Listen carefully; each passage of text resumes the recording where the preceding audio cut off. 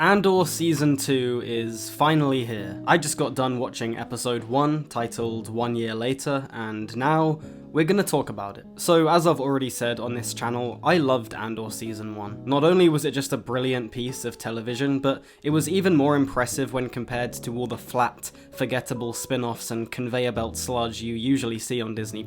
In fact, I still can't really believe that this season got made. It was like watching a prestige HBO show set in the Star Wars world. It was patient, deliberate, introspective. It told a genuinely mature story about surveillance and sacrifice and what rebellion actually costs. Don't get me wrong, it still had that iconic Star Wars feel, and I think that's important. You don't want to veer so far off course that it stops feeling like the same galaxy. But for me, Andor struck that perfect balance. It kept the texture, the atmosphere, the quiet hum of a lived-in universe, but filtered it through a completely different lens. It wasn't about nostalgia or mythology. It was about people.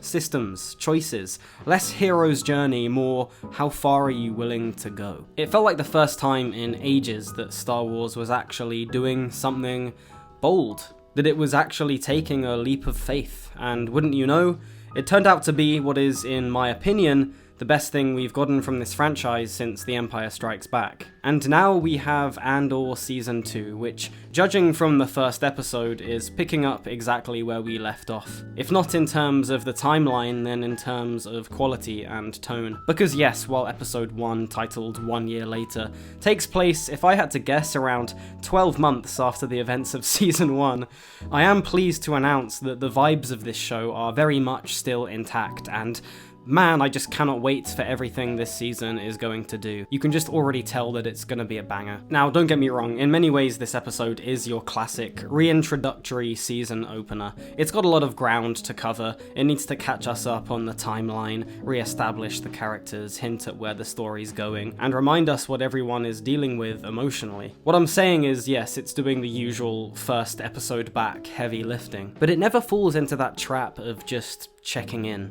Do you know what I mean? I'm referring to the kind of season opener where nothing really happens and you're basically just watching pieces get placed on a board. Game of Thrones Season 8 Episode 1 comes to mind, just like a full hour of characters turning up and hugging each other and recapping what happened in the last season. But yeah, 1 year later doesn't do that at all. This is still very much a real episode of television, not just a status update disguised as drama.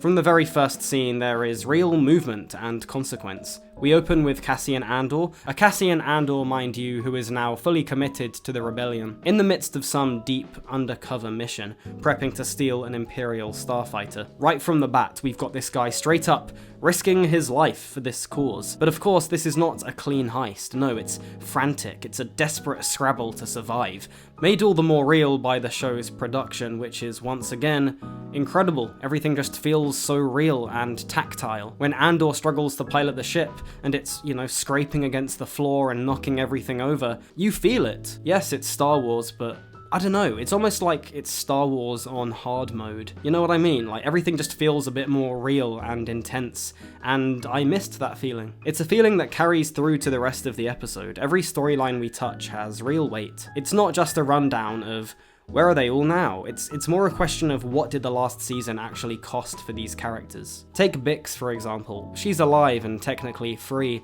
but is clearly suffering from some sort of post-traumatic stress disorder. From that awful torture scene in the last season where she had to, listen to the screams of dying children or something. It was so dark.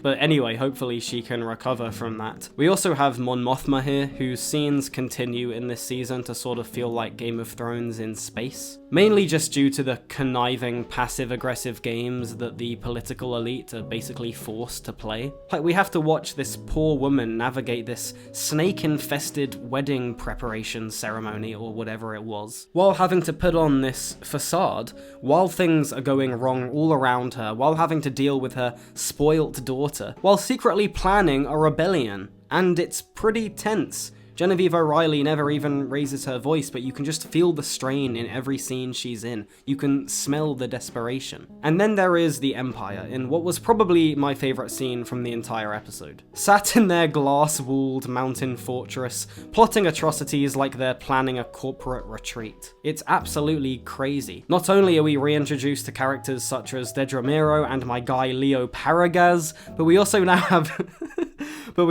have director Krennic from Rogue One, and man, this guy just slots so well into this series. It feels like he was always here. Ben Mendelsohn is obviously great, as is this entire scene, which actually got pretty deep and scary. It's just that classic spine-tingling banality of evil vibe, which the first season did so well, and it's nice to see them push this even further here. The fact that a Star Wars show is actually making such incredibly mature commentary on propaganda and power and how evil actually looks. It's very clever and pretty funny and also quite horrifying. And then of course we have the contrast between the calculated but also kind of casual brutality of the Empire compared to the desperate, chaotic feel of the group of rebels that Cassian Andor eventually runs into. Make no mistake, these are not heroic resistance fighters. They're exhausted, disorganized, constantly snapping at each other. It's like Cassian is stepping into a hornet's nest and he's also a hornet, but they don't know he's a hornet. It's crazy.